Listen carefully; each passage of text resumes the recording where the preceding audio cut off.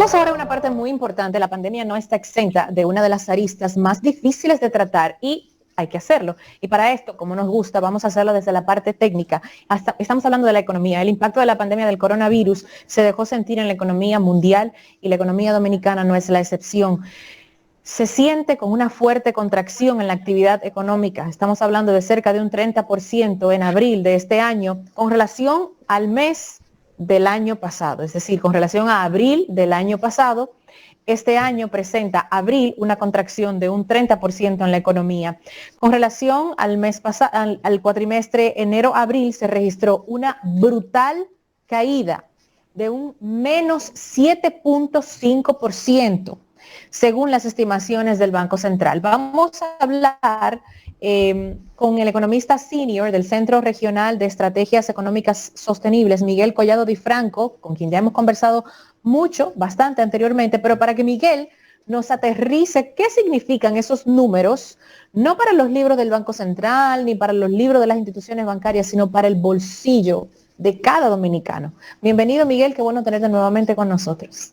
Buenas tardes, ¿qué tal Miralba? ¿Qué tal Pinky? ¿Qué tal Cavada? Un placer estar aquí de nuevo con ustedes. Hola Miguel, el placer es nuestro, Miguel. Muchas gracias. Efectivamente, como decías, el Banco Central dio a conocer el informe con el indicador mensual de actividad económica antes de ayer, reportando los resultados del primer cuatrimestre del año, como bien decías, con una disminución de 7.5% durante ese periodo. Lo que está reflejando esto es la tendencia que desafortunadamente, que uno esperaba, que desafortunadamente se produciría, como aquí en el país, como se está produciendo en prácticamente todo el planeta, todas las economías, provocado por las medidas de contención, de confinamiento, y en casos particulares, como República Dominicana, en gran medida por el sector externo. ¿Y a qué me refiero con esto? Bueno, el tema del turismo es capital en República Dominicana y es una industria que está siendo fuertemente golpeada, por decirlo de alguna forma, en todas partes y aquí en particular. Las remesas empiezan a ser afectadas, las exportaciones, tanto nacionales como zona franca. ¿Qué significa esto? Bueno, puesto desde de la misma perspectiva que arrojaron los números proporcionados por el ministro de Economía a finales de la semana pasada, en el país hay actualmente unos 900.000 suspendidos empleados. ¿Qué uno podría esperar de todo esto? Una economía en contracción, que reitero, depende de las demás economías del mundo, porque es una economía pequeña que está integrada al resto de la economía mundial y que depende en gran medida, reitero, del turismo.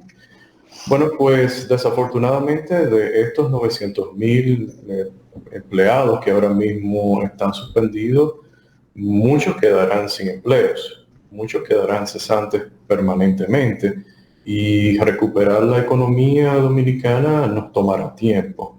Creo que hay mucho optimismo de parte del mismo Banco Central cuando dice que será una recuperación en V chica. Imagínense una forma de una V que llega a un punto bajo y luego empieza a subir, porque reitero, esto no depende de que abramos la economía, como está sucediendo, estas medidas de desescalamiento, que, ojo, depende de que todo salga bien, de que no haya que cerrarla posteriormente por un brote mayor de la pandemia, pero reitero, depende de factores externos y también de unas condiciones que siempre que me invitan aquí tengo la oportunidad de hablar con ustedes, reitero la necesidad que ha tenido la República Dominicana de hacer reformas estructurales, que hemos hablado de eso, para que mejore la parte institucional, el clima de negocio, y que esta economía no dependa, como ha dependido mucho en los últimos años, del endeudamiento público y del endeudamiento privado también, que ha sido propiciado por las políticas monetarias de crédito más fácil. Entonces, es una situación que es delicada, obviamente, depende de las medidas de salud, depende de la economía internacional y dependerá de factores internos, de medidas que se tomen en República Dominicana para propiciar un retorno a la normalidad con una economía más sana, con más fundamento.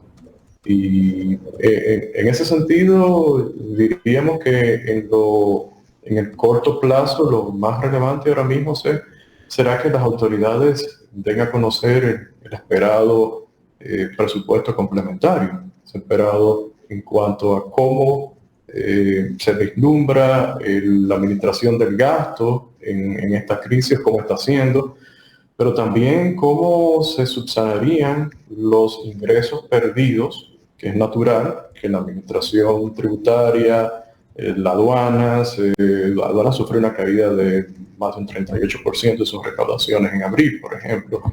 La DGI también ha sufrido. Entonces, ¿cómo se va a subsanar eso?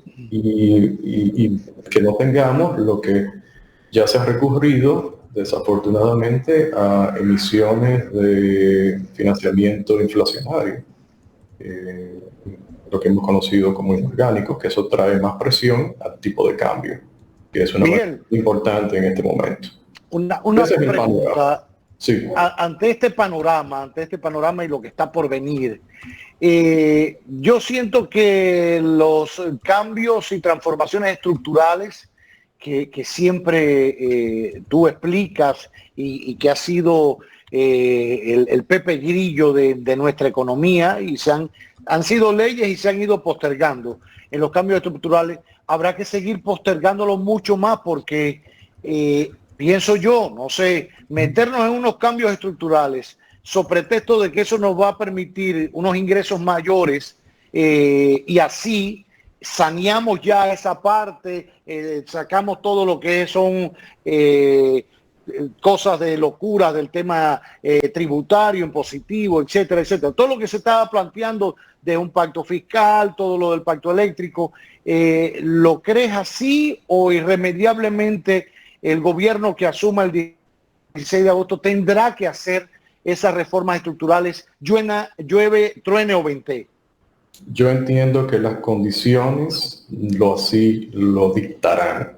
Es una cosa de que no podrá seguirse postergando, a menos que querramos vivir artificialmente, recurrir a los mercados internacionales, endeudarnos de una forma más cara.